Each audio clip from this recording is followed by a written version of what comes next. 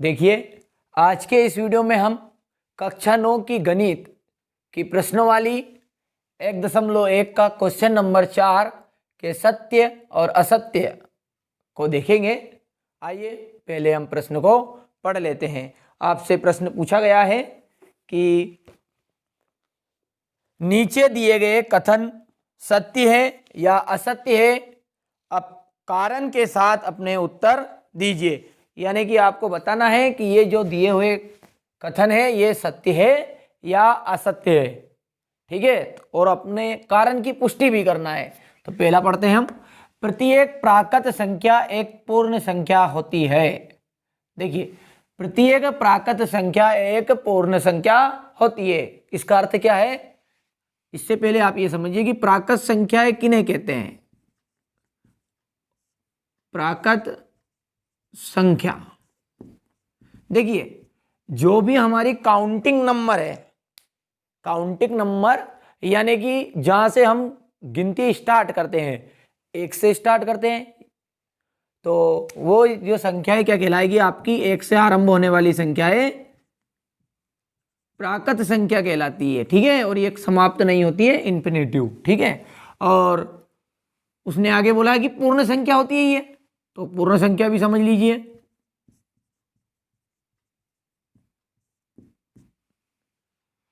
पूर्ण संख्या किसे बोलेंगे? देखिए, यदि ये प्राकृत संख्या के समूह में हम जीरो और ऐड कर दे, यानी कि जीरो से आरंभ होने वाली संख्याएं क्या कहलाती है? आपकी पूर्ण संख्या कहलाती है। तो देखिए, ये बोल रहा है कि प्रत्येक प्राकृत संख्या में, देखिए, प्रत्येक प्राकृत संख्या एक पूर्ण संख्या होती है।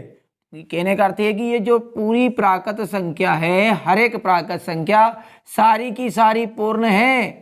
तो हाँ, सत्य है। क्यों? क्योंकि ये पूरी की पूरी जो आपकी संख्याएं हैं, सभी प्राकृत संख्याएं हैं, ये आपकी सभी प्राकृत संख्याएं इस समूह में आ गई है। देखिए, ठीक है।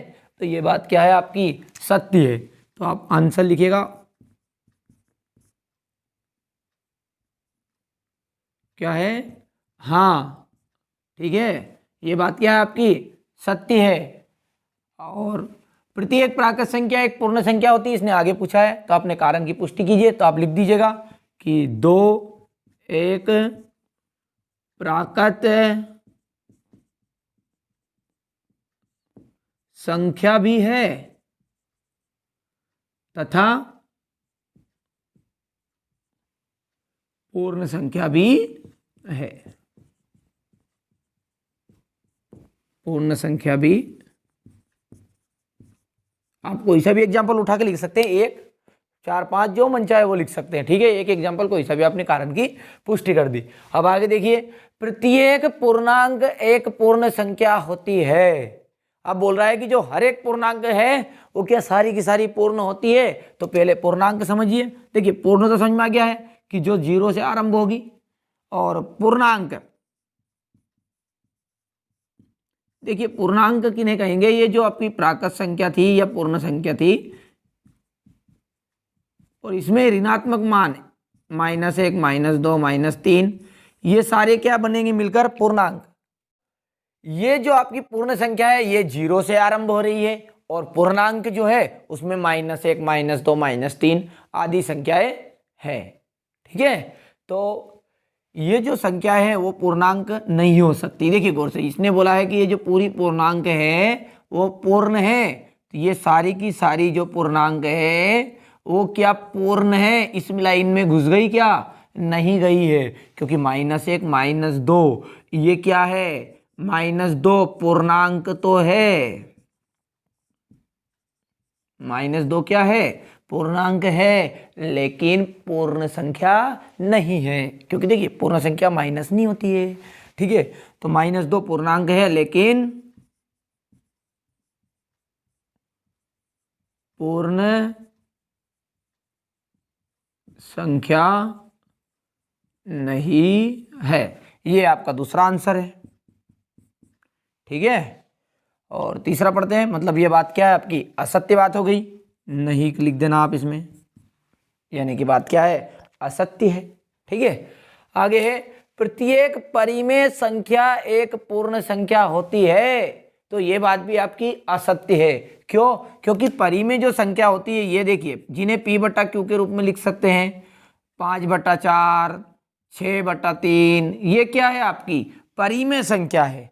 और पूर्ण संख्या क्या है? ये आपकी 0 से आरंभ होने वाली संख्या है, पूर्ण है, मतलब बिना बट्टों वाली संख्या को क्या कहेंगे? पूर्ण कहलाएगी। और यदि बट्टे में आ गई तो आपकी बन जाएगी वो परिमेय। तो ये बात भी आपकी क्या है? असत्य है। तो आप इसमें भी लिख देना असत्य। चुकी करके कारण दे दीजिए कि 3/2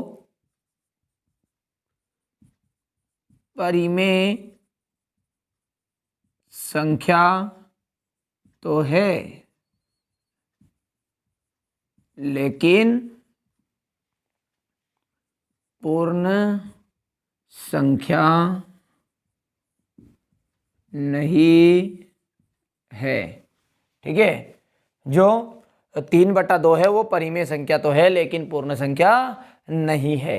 ठीक है, तो आपको आंसर जस्ट थे थोड़े से, पर मैंने डिटेल तरीके से बताए।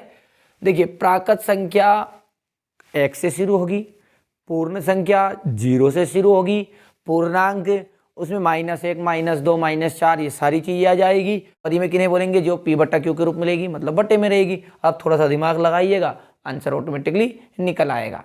ठीक है, तो आप इन्हें अब अच्छे से अपनी कॉपी में नोट कर लीजिएगा। अगले पार्ट में हम इससे अगली प्रश्नावली का अध्ययन करेंगे।